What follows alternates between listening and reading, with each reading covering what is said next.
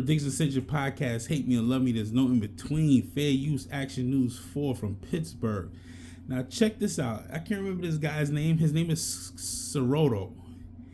He was actually fired as a police chief from a different state. I can't remember what state it was.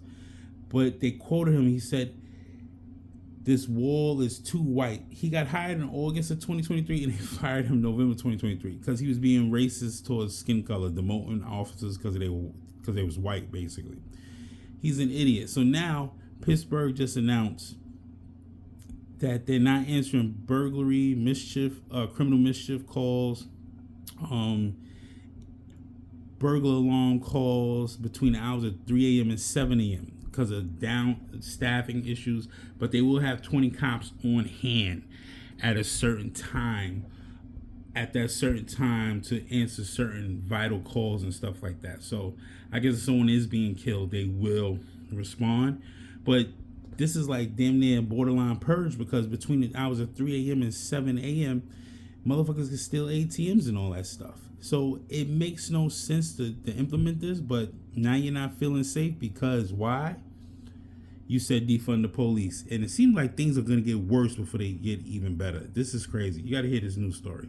We're going to take and reroute that call to our telephone reporting unit, which will be operational from 7 a.m. to 3 a.m. And then the hours from 3 a.m. to 7, those calls will be queued up for the person that comes in at 7 a.m. to take the reports in the morning.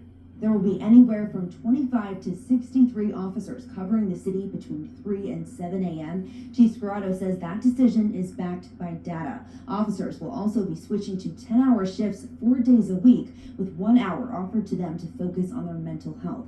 Scarrato also announced a new violent crime initiative, which will be made up of 17 officers.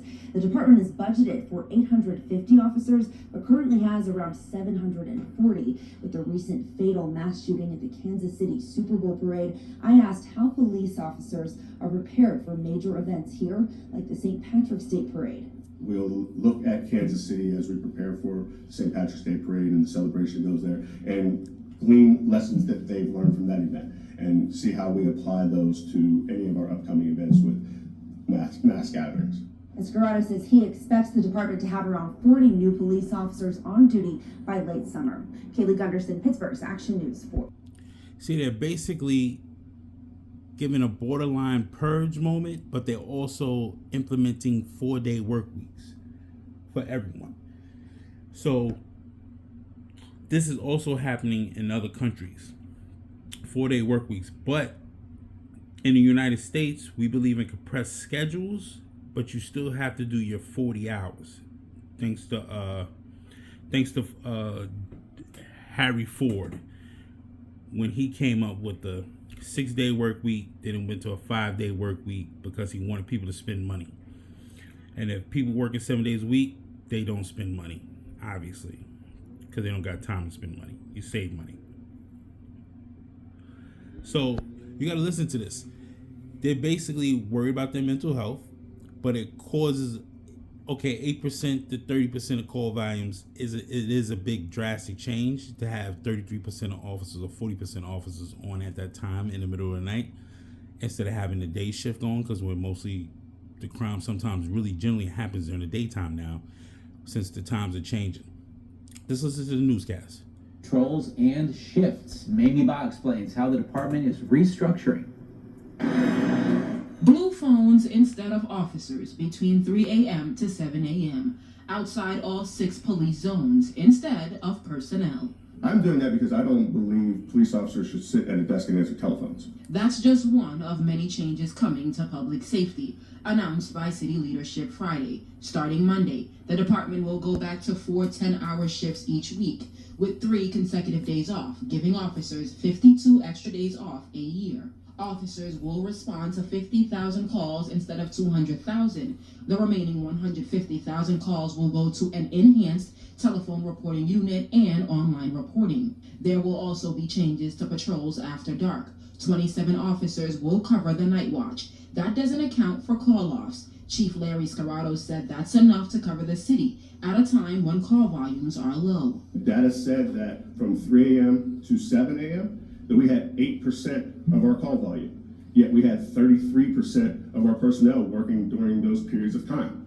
So it didn't make sense for us to continue that level of allocation. There will also be a violent crime division, a team of 17 officers who will focus on reducing gun violence. Currently, the department has 740 officers in operation. 41 are in training. A portion of that group will go live in the first week of June. The goal is to get the department back up to 850 officers. But in the meantime, Chief Scarrato said staffing levels can handle the restructuring. But these organizational changes are to ensure that we're not negatively impacting public safety by allocating our officers to the times of the day that data tells us. For Mayor Ed Gainey, the improvements are part of the promise he made to change policing in the city of Pittsburgh. This is what we mean by police reform, making sure that we're meeting today's need for the technology that exists today. And in that, we had to change direction. Another initiative, Pittsburgh Police Cares Portal on the City of Pittsburgh website, which will be centered around building community engagement. Reporting from Pittsburgh Police Headquarters, Mimi Bob. So basically, Pittsburgh is the experimental city going forward from 2024 on now to see how it works with the data collection, listening to computers and stuff like that. And these Democratic ran shitholes, it is what it is. Ed Gaines, Democratic fucking George Soros, implemented mayor. And same thing with the Chief Scarrato. He's another Democratic Soros, right behind the engine of Democratic bullshit, defunding the police. And they're gonna drastically defund the police. Even though they got 40 officers that's want to come into Pittsburgh in June, it's not gonna help. Okay, their mental health is one thing. But they're compressing schedules, so cops won't be on the streets for a certain amount of period of times. And this causes havoc. It will cause havoc. The 17 officers can't cover the whole city of Pittsburgh just for gun violence or major crimes.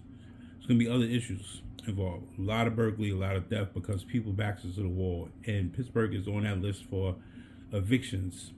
U.S. evictions that's about to implement in the next several weeks. A lot of people are facing evictions in the city of Pittsburgh.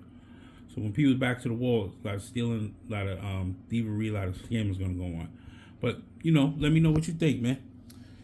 This is it experimental, or this is going to happen to mostly all the cities and across the country in the next 4 years if we keep certain people in office, certain mayors, certain council members, certain senators, certain Congress, certain presidents. It is what it is, man. Particular Cinch Podcast. Hate me or love me. There's no in between. Like, comment, share, subscribe. Help me out with the algorithm. You already know.